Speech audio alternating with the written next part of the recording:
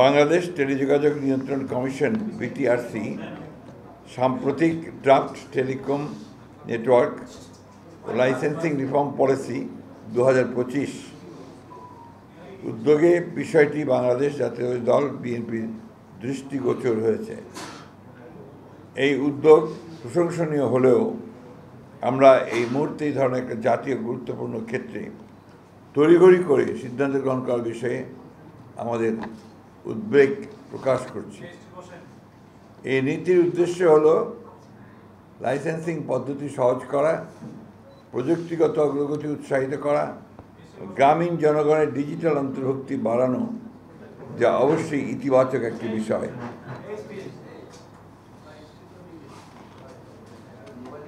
তবে খসড়া নীতিমালাটি বিশ্লেষণ করে দেখা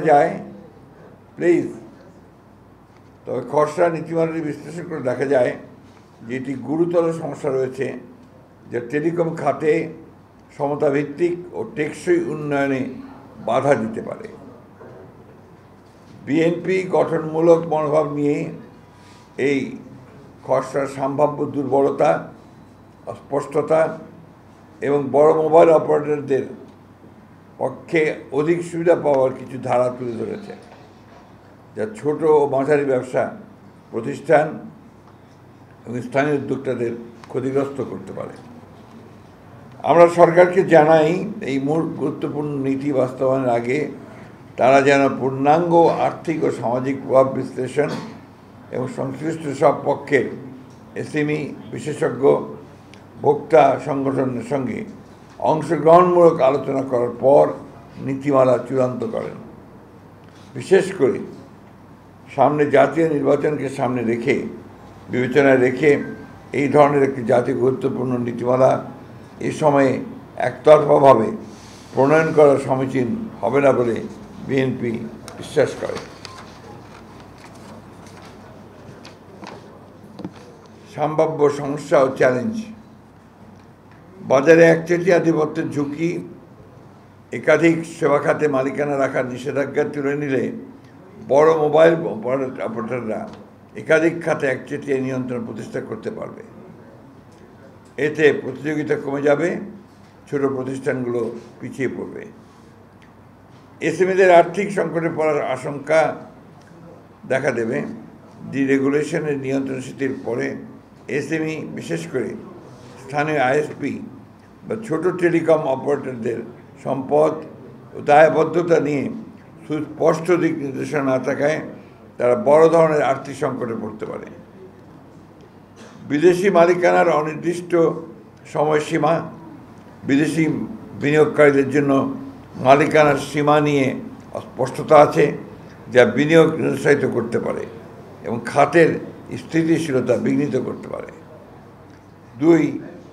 অস্পষ্ট ও অনির্ধারিত বিষয়: ক্রস ওনারশিপের ফাঁকফোকর, উলম্ব ও সমান্তরাল মালিকানার বিষয়ে পরিষ্কার ব্যাখ্যার অভাবে বড় কোম্পানিগুলো আরও বাজার দখল করে নিতে পারে। এন্টারপ্রাইজ সার্ভিসের সীমা অস্পষ্ট: মোবাইল অপারেটরদের ফাইবার ভিত্তিক ব্যবসা, সংযোগ সেবা কোথাও সীমাবদ্ধ তাই স্পষ্ট নয়, ফলে বিবাদ ও অসাম্য তৈরি হতে পারে। নতুন প্রযুক্তির বিষয়ে স্পষ্টতা নেই। স্যাটেলাইট ব্রডব্যান্ড বা নতুন ডিজিটাল সেবা নিয়ে নীতিতে কোনো সুস্পষ্ট দিক নির্দেশনা নেই, যা বিনিয়োগকারীদের বিভ্রান্ত করতে পারে। 3. বড় মোবাইল অপারেটরদের প্রতি পক্ষপাত: একক লাইসেন্সের বাধা এসএমইর জন্যে আইএসপি লাইসেন্স একীভূত করার ফলে বড় প্রতিষ্ঠানগুলো সুবিধা পাবে। এএনএসপি লাইসেন্সে স্পেকট্রামের উপর নির্ভরতা বড় কোম্পানিগুলোকে এগিয়ে রাখবে। ফিক্সড টেলিকম লাইসেন্স খোলা থাকলেও সারা দেশে সেবা দিতে হবে, উচ্চমান বজায় রাখতে হবে, যে এসএমইদের জন্য চ্যালেঞ্জ হয়ে দাঁড়াবে। বড় কোম্পানির অবকাঠামো আধিপত্য: বড় মোবাইল কোম্পানিকে এন্টারপ্রাইজ ব্রডব্যান্ড বাজারে প্রবেশ করতে দিলে ছোট কোম্পানিগুলো প্রতিযোগিতায় পিছিয়ে পড়বে এবং একচেটিয়া পরিবেশ তৈরি হবে, যা দেশের সার্বিক অর্থনীতির ওপরও বিরূপ প্রভাব ফেলবে। নীতিমালায় বিদ্যমান অপারেটরদের সুবিধা। কিছু নীতিমালায় স্পষ্টভাবে বড় কোম্পানির সুবিধা বজায় রাখা হয়েছে, যা প্রতিযোগিতায় নয় বরং আধিপত্য বাড়াবে।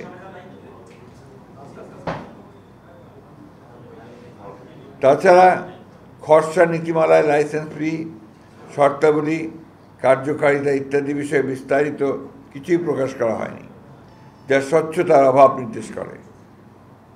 আমরা সরকারকে আহ্বান জানাই, এসএমই প্রযুক্তি বিশেষজ্ঞ, গ্রাহক সংগঠন সহ সব পক্ষকে নিয়ে খোলামেলা আলোচনা করার পর যেন এই ধরনের একটি গুরুত্বপূর্ণ নীতিমালা চূড়ান্ত করার সিদ্ধান্ত গৃহীত হয়।